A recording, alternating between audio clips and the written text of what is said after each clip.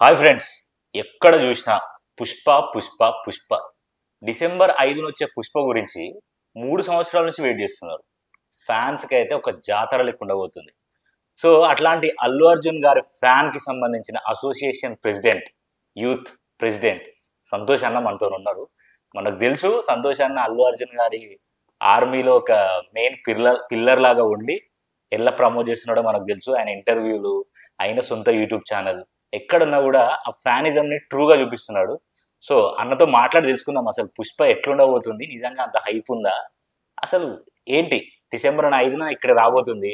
చూస్తేనేమో అల్లు అర్జున్ గారు బాలీవుడ్లో తిరుగుతున్నారు, మరి టాలీవుడ్లో ఇంకెప్పుడు పెడతారు, అసలు హైప్ ఎట్లొస్తుంది అన్న దాని గురించి మనం మాట్లాడి తెలుసుకుందాం. ఆయన ఎలా ఉన్నారన్న? గుడ్ అన్న, జోష్లో ఉన్నామన్న. జోష్లో ఉన్నారా? హీరో సినిమా వస్తుంది కదా, అల్లు అర్జున్ ప్రతి ఫ్యాన్ కి ఆ మూమెంట్ ఉంటది కదా. అవునవును. సో ఆ మూమెంట్ లో ఉన్నామన్న. సో ఎప్పుడు వచ్చేస్తుందా, ఇంకా 5వ తారీఖు వరకు ఆగాల అనేంత ఎక్సైట్మెంట్. ఆ ట్రైలర్ కానీ ఆ ప్రమోషన్స్ కానీ అంత హైప్ ఇస్తున్నారు. అవునన్న. కాదన్నా, ఇప్పుడు ఎవరైనా తెలుగు హీరోలు మన తెలుగు స్టేట్ లో స్టార్ట్ చేసిన తర్వాత బాలీవుడ్ పోతారు.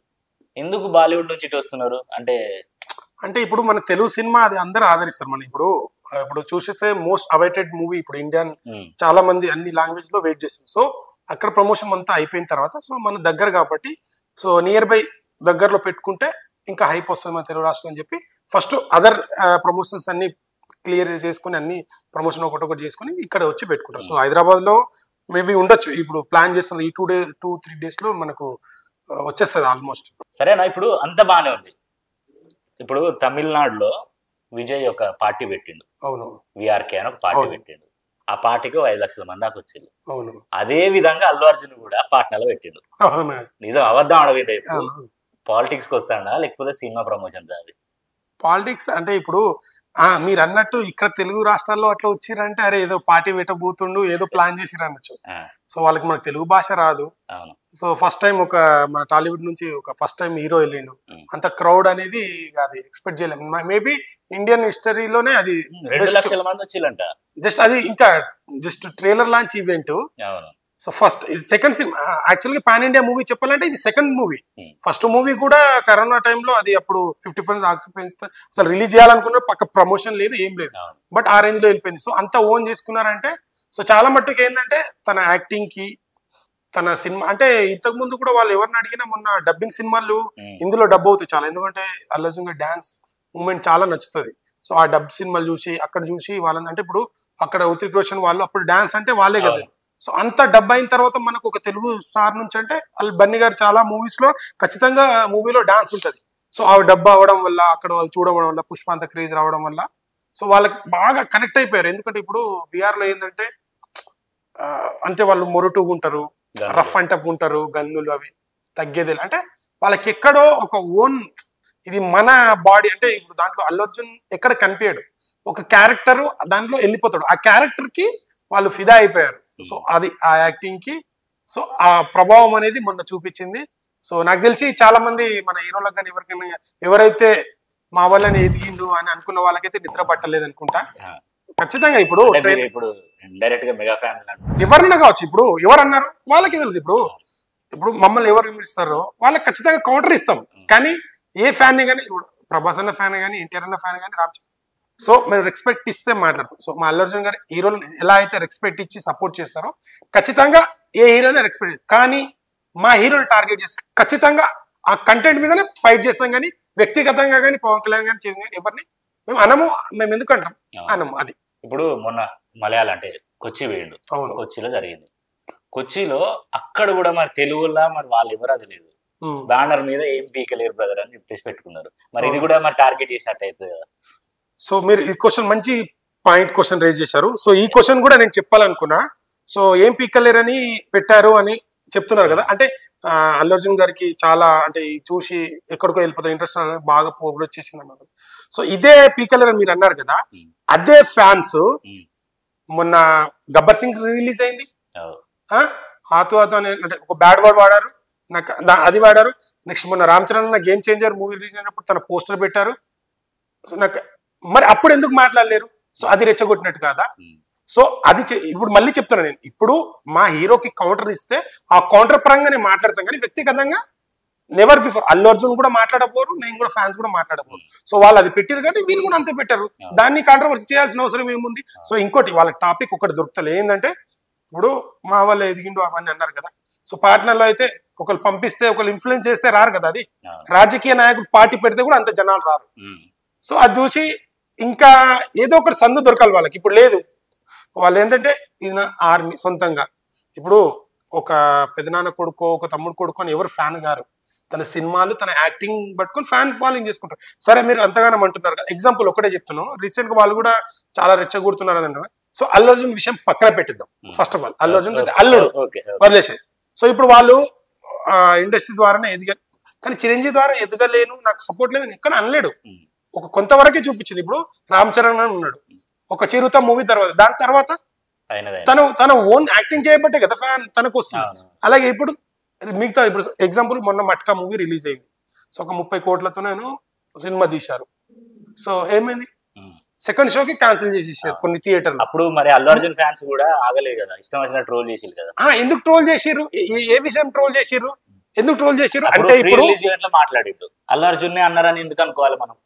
మేము అనుకో అంటే ఇంతకు ముందు ఏమన్నా అంటే ఫ్యాన్సే, వాళ్ళ ఫ్యాన్సే మేము కట్అవుట్లు పెట్టినాం, మెగా ఫ్యాన్సే చూస్తేనే మీ సినిమా హిట్ అయింది, మేము ఆదరిస్తేనే నీకు ఎవరు చూస్తారు, అసలు నువ్వు బన్నీ అంటే ఎవరికి తెలియదు, మా వల్లనే నువ్వు వచ్చినావు అన్నారు. సో ఈయన విషయం పక్కన పెడితే మొన్న రీసెంట్ గా వచ్చిన వాళ్ళే అంత టికెట్లు తెగేది, అంత కలెక్షన్స్ వస్తాయంటే మట్కా మూవీ ఈ రోజు 30 కోట్లతో రిలీజ్ అయింది కదా, దగ్గర ఎంత 150 కోట్లన్నా రావాలి కదా. సో 50 కోట్లు పక్కన పెట్టిన 30 కోట్లు వాళ్ళు పెట్టిన టికెట్ రావాలి కదా.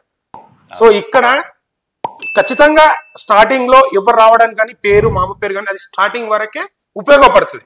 సో దాని తర్వాత మనం ఇప్పుడు ఇంతకు ముందు సినిమాలు ఏంటంటే ఇప్పుడు మెగాస్టార్ గారు, చిరంజీవి గారు, మన రెబల్ స్టార్ గారు, వెంకటేష్ గారు వీళ్ళంతా ఏంటంటే సినిమా రిజల్ట్ పక్కన పెట్టండి, వాళ్ళ పేరు మీద 1 వీక్ హౌస్ఫుల్ ఫుల్ అవుతుండే. కానీ ఇప్పుడు సోషల్ మీడియా వచ్చిన తర్వాత అవేర్నెస్ పెరిగిన తర్వాత సో మనం ఆ రోజు మనకు 5 రూపాయలు ఇస్తే అది ఫుల్, ఈ రోజు 100 రూపాయలు వచ్చినా సరిపోతుంది. అంటే బడ్జెట్ పెరుగుతుంది, సోషల్ మార్కెట్ పెరుగుతుంది. అప్పుడు ఏమవుతుందంటే ఎక్కువ జనాలు రీచ్ అయిపోతుంది కదా. సో ఇప్పుడు కంటెంట్ ఉంటే ఫస్ట్ షో టికెట్ తెగుతాయి, ఎప్పుడు పెద్ద హీరో అని.